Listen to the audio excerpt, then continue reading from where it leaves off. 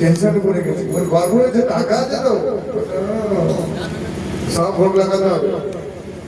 জগন্নাথ বলছে দাঁড়া, পুরোহিত কান্নাকাটি শুরু করেছে, হে প্রভু আপনার কাছে এসে আপনার অপমান হবে, আপনি কিছু ব্যবস্থা করেন। কান্নাকাটি করছে প্রেম করে। জগন্নাথ তো জগতের নাথ বলছে, ও তোমার খুব, আমি তোমাকে যা দিয়েছি তুমি আমাকে আবার দেখাচ্ছে যে আমার আছে, দাঁড়া তোমার বেটা সাজা দিচ্ছি। কি সাজা?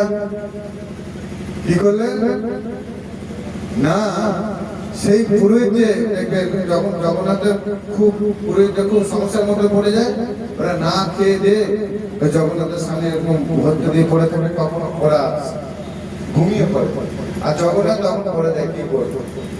দেখো জগন্নাথ বলছে তুমি বলো আমি একটা পান খাবো।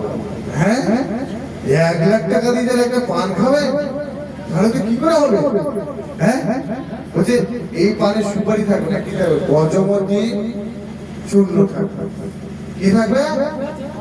গজমতি জানেন? হ্যাঁ গজমতি বলে জানেন? জানি না হাতি, এই তো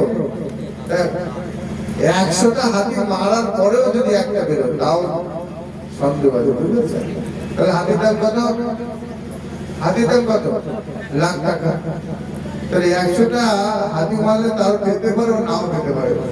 গর্ব ফিনিশ।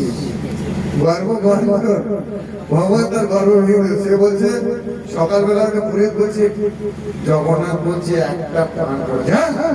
একটা পান খাবে?